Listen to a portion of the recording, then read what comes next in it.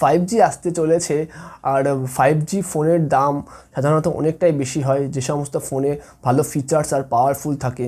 আর under 15,000 ফোনের মধ্যে দেখতে গেলে পোকো M4 Pro একটি খুব ভালো ডিল হতে পারে। এই পোকো M4 Pro ফোনটি আমি লাস্ট 5 মাস ধরে ইউজ করছি। এটা ব্যবহার করার পর ফোনটাতে কিছু ভালো দিক আছে, কিছু খারাপ দিক আছে, এই সব রকম কিছু নিয়ে আজকের এই ভিডিওটিতে আমরা আলোচনা করব। সাথে দেখিয়ে দেবো ফোনটার কী কী ভালো দিক আছে আর কী কী খারাপ দিক আছে। এই ভিডিওটি সম্পূর্ণ দেখুন, তাহলে আপনারা নিজেরাই বুঝতে পারবেন 2023 সালে দাঁড়িয়ে এখন এই ফোনটি কেনা ঠিক হবে না ভুল হবে। আমি স্বর্ণেন্দু, তাহলে চলুন আজকের এই ভিডিওটি শুরু করা যাক।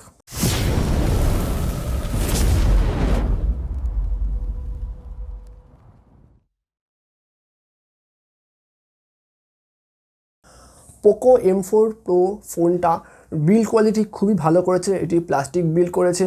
আর এই ফোনের কিছু মেন ফিচার্সগুলো আমি আমার স্ক্রিনে দিয়ে রাখলাম, আপনারা ভিডিও স্টপ করে বা ভিডিও পজ করে এই ফিচার্সগুলো দেখে নেবেন। পোকো M4 Pro এই ফোনটাতে আছে 6.43 ইঞ্চি সুপার অ্যামোলেড ডিসপ্লে, আর যেটাতে 90 হার্টজের সাপোর্ট আছে। হ্যাঁ, তবে অ্যাডাপটিভ রিফ্রেশ রেটের অপশান না থাকলেও 90 হার্টজ রিফ্রেশ রেট খুব ভালো মতোই কাজ করছে। অ্যামোলেড ডিসপ্লে হওয়ার কারণে যে কোনো ভিডিওতে কালার খুব পাঞ্চি লাগছে, আর এই ডিসপ্লেতেও তার কোনো কমতি নেই। তবে ব্ল্যাক কালারটা একটু ডিপ আর কালার কন্ট্রাস্টটাও খুব ভালো। অ্যামোলেড ডিসপ্লে তাই অন্ধকারে দেখতে আরও বেশি সুন্দর লাগছে। এই মোবাইলে দুপাশের সাইড বেজেল অনেকটাই কম আর নিচের চিনটাও অনেকটাই ছোট, তার জন্য দেখতে আরও বেশি সুন্দর লাগছে। ফোনটা বক্সি ডিজাইন হওয়ার জন্য হাত থেকে স্লিপ করার চান্স খুব কম, তাও আমি সাজেস্ট করব ব্যাক কভার ইউজ করার জন্য। কোম্পানি এই ফোনটার থিকনেস রেখেছে 8.09 মিলিমিটার আর ওয়েট রেখেছে 179.5 গ্রাম। এইবার দেখে নিই ফোনটার সাউন্ড কোয়ালিটি।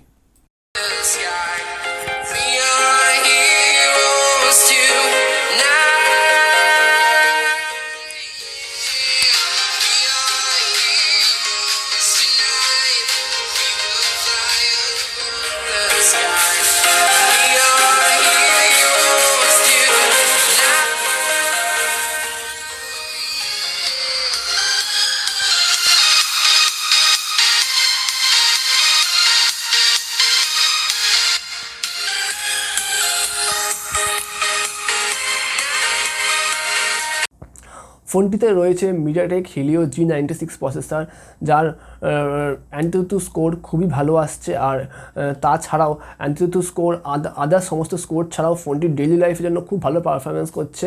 কোনো ল্যাগ আমি চোখে পড়েনি এই 5 মাসের মধ্যে। তবে ফোনটাতে টুকটাক বাগের একটু ইস্যু আছে, এইসব ইস্যু বাদ দিলে ফোনটাতে কোনো রকম অ্যাপ ওপেনিং বা অ্যাপ ক্লোজিংয়ে কোনো রকম প্রবলেম হয়নি। 64 MP মেন ক্যামেরা আছে, ক্যামেরা পাঞ্চ কাটআউটটা খুব সুন্দরভাবে ম্যানেজ করেছে পোকো। ট্রিপল ক্যামেরা সেটআপের সঙ্গে আসছে পোকো ফোনটি, আর এটির মেন ক্যামেরা 64 মেগাপিক্সেল, তারপরে 8 এমপির একটি ওয়াইড ক্যামেরা আর 2 এমপির একটা ম্যাক্রো ক্যামেরা আছে, যেগুলির পারফরমেন্স মোটামুটি ভালোই, খারাপ বলা যেতে পারে না, তবে এক্সিলেন্টও বলা যেতে পারে না, ডিসেন্ট টাইপের আছে ক্যামেরা কোয়ালিটি। আর পাশে আছে একটা সিঙ্গেল টোন ফ্ল্যাশ লাইট, সাথে অনেক বড় একটি ক্যামেরা কাটআউট। ফোনটাতে 4G সমস্ত রকম ব্যান্ড থাকার জন্য ফোনটাতে আমি নেটওয়ার্কে কোনো রকম ইস্যু ফেস করিনি। আর এই ফোনটাতে 4G প্লাসেরও সাপোর্ট আছে, যার মাধ্যমে আপনার কলিংয়ের সময় কোনো রকম ইস্যু দেখা দেবে না। আর কল ড্রপ বা এরকম কোনো নেটওয়ার্কের মেজর ইস্যু এখানে কোনো ফেস করিনি, যার জন্য বলতে পারি যে ফোনটা খুবই সুন্দর 4G ফোনের জন্য। এইবারে দেখব এই ফোনটাতে কিছু নেগেটিভ পয়েন্ট আছে বা কিছু ড্রব্যাক পয়েন্ট আছে, যেগুলির মাধ্যমে আপনারা যখন এই ফোনটা কিনতে যাবেন বা কিনবেন অবশ্যই এই পয়েন্টগুলো দেখে নেবেন, কারণ হতে পারে এই পয়েন্টগুলো আপনাদের কাছে খুবই গুরুত্বপূর্ণ হয়ে উঠতে পারে। ফার্স্ট পয়েন্ট, এই ফোনে 4K ক্যামেরাতে রেকর্ডিং করা সম্ভব হয় না, যার জন্য এটা একটি খুবই নেগেটিভ পয়েন্ট। আপনারা 1080-তে 30 FPS রেকর্ডিং করতে পারেন এবং 720 তাও 30 FPS রেকর্ডিং করতে পারেন, কিন্তু 1080-তে 60 FPS কোনো অপশান নেই, সাথে 720 পিক্সেলেও 60 FPS কোনো অপশান নেই, আর 4K রেকর্ডিং তো হয়ই না। অনেকেই 4K রেকর্ডিং করে না, সেটা ঠিক আছে, কিন্তু তাই বলে অপশানটা তো দিয়ে দিতে পারতো। 4K রেকর্ডিং করুক না করুক সেটা আলাদা ব্যাপার, কিন্তু অপশানটা দেওয়াটা উচিত ছিল। যাই হোক, 4K রেকর্ডিং যদি ছেড়ে দিই, তাছাড়াও আমরা 1080-তে 60 fps রেকর্ডিং করতে পারছি না, আর 720-তেও 60 fps রেকর্ডিং করতে পারছি না। এই ফোনটা কিন্তু 2023 সালে দাঁড়িয়েও কিন্তু আপনারা অ্যান্ড্রয়েড 11 পাচ্ছেন, আর কোম্পানি ক্লেম করছে তারা 2টো মেজর আপডেট দেবে, আর যার মাধ্যমে আপনি 11 থেকে 12 আর 12 থেকে 13 অবধি যেতে পারবেন। ওরা কিন্তু অ্যান্ড্রয়েড 12 দিতে পারতো আউট অফ দ্য বক্স, কিন্তু তারা অ্যান্ড্রয়েড 12 দেয়নি, অ্যান্ড্রয়েড 11 দিয়েছে আউট অফ দ্য বক্স। তো অ্যান্ড্রয়েড 11, তারপর 12 আর 13, এর বেশি আপনি কিন্তু এখানে আপডেট পাবেন না। তো এটা একটা খুবই বড় নেগেটিভ পয়েন্ট, কারণ এখনকার বাজেটে ম্যাক্সিমাম ফোনই অ্যান্ড্রয়েড 12-এ আসছে বা অ্যান্ড্রয়েড 13-এ আসছে, কারণ অ্যান্ড্রয়েড 13 কিন্তু মার্কেটে চলে এসছে। আরেকটা মেন বাগের কথা এবার বলি, এই বাগটা কিন্তু হতে পারে অনেকগুলো ডিভাইসে নাও ফেস করতে পারে অনেক লোকেরা, কিন্তু আমি কিন্তু পার্টিকুলার এই ডিভাইসে, এই সেটে, এই মডেলে আমি এই বাগটা ফেস করেছি, তার জন্যই আমি এই ভিডিওতে এই বাগটার কথা বলছি। এই বাগটা হলো, আমি কখনো কোনো ভিডিওর ক্ষেত্রে দেখেছি রেকর্ডিং করার পর, ক্যামেরা দিয়ে নর্মাল রেকর্ডিং করার পর বা ভিডিও রেকর্ডিং করার পর সেই ভিডিওটা কিন্তু ফোনের গ্যালারিতে সেভ হয়নি। এটা কিন্তু খুব একটা ভাইটাল প্রবলেম। আমি এমন কিছু ফুটেজ তুললাম যেগুলো কিন্তু আর তোলা সম্ভব হবে না, কিন্তু আমি যখন রেকর্ডিং করা হয়ে গেল, রেকর্ডিং করার পর যখন আমি গ্যালারিতে গেলাম, তখন আমি দেখতে পারলাম গ্যালারিতে সেই ভিডিওটা নেই। অন্য সমস্ত যখন ভিডিও আছে কিন্তু সেই ভিডিওটা নেই। এটা কিন্তু একবার হয়েছে, দুবার হয়েছে, কিন্তু সারাদিনে হয়তো একবার হয়েছে, কিন্তু আর হয়তো হলোই না, বা সপ্তাহে একবার হলো, কিন্তু হয়েছে।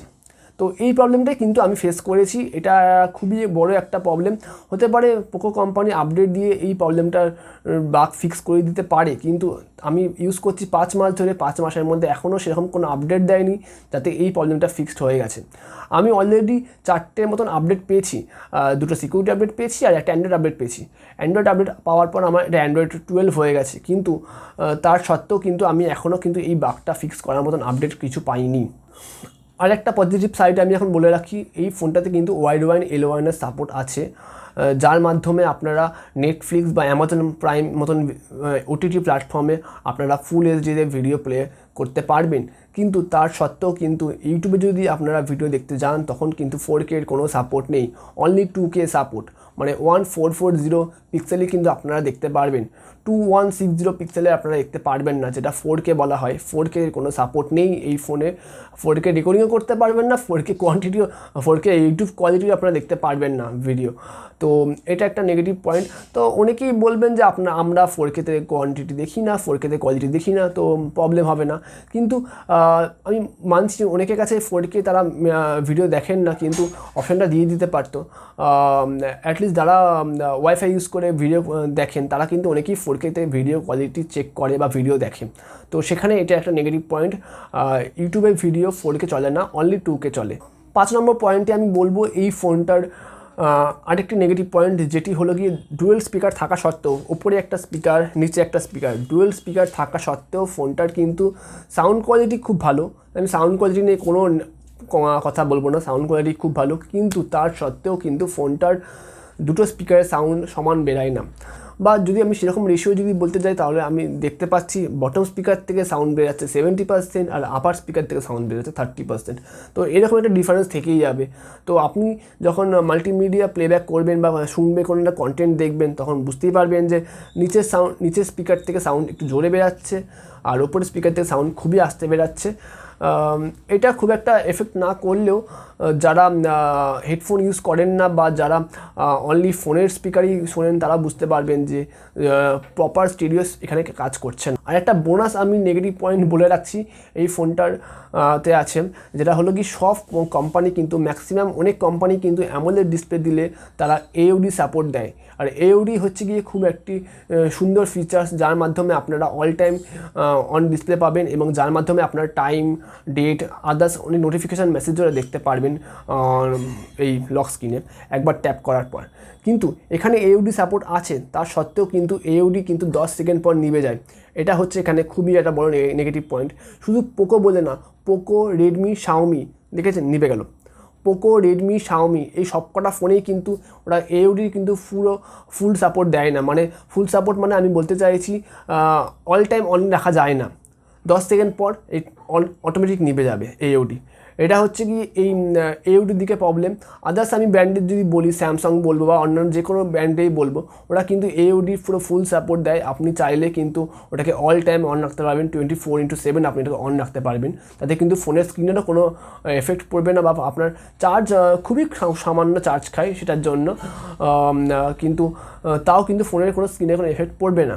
কিন্তু এরা কিন্তু মানে এই পোকো M4 Pro বা রেডমি, শাওমি, এরা কিন্তু যেহেতু MIUI ইউজ করা হচ্ছে, আর MIUIতে কিন্তু এই ফিচার্সটা নেই, যেটাতে আপনি অল টাইম AUD অন রাখতে পারবেন। এটা একটা ছোটো প্রবলেম হলেও এটা কিন্তু এই পোকোতে দেখতে পাওয়া গেছে। তো এই ছিল আজকের ভিডিও। আশা করি আপনারা এই ভিডিওটি সম্পূর্ণ দেখে নিজেরা ডিসাইড করতে পারবেন আপনার এখন এই ফোনটি কেনা উচিত হবে কি না। তবে আমি বলবো 2023-এ দাঁড়িয়ে এই ফোনটি খুব ভালো ডিল। এই যে নেগেটিভ পয়েন্টগুলো বললাম, এইগুলি খুব একটা প্রবলেম মানুষের করবে না, বা খুব একটা মানুষ এগুলোকে মিস করবে না, কারণ এগুলি ছোটোখাটো প্রবলেম। তা হলেও তা সত্ত্বেও কিন্তু এই আন্ডার 15,000 একটি AMOLED display with 90Hz refresh rate, ভালো প্রসেসর, ভালো ক্যামেরা কোয়ালিটিও নো ডাউট ভালো, এই দামের মধ্যে আপনারা নিঃসন্দেহে এই ফোনটা কিনতে পারেন। তবে দু একটা বাগ আছে, সেই বাগগুলো যদি কোম্পানির আপডেটের মাধ্যমে ঠিক করে দিতে পারে, তাহলে কিন্তু এই ফোনটা খুব ভালো একটা ডিল হবে আন্ডার 15,000-এর মধ্যে। ধরুন তাহলে আজকের ভিডিও এতটাই। আপনার সাথে দেখা হবে আমার পরবর্তী কোনো নেক্সট ভিডিওতে। আজকের মতন টাটা।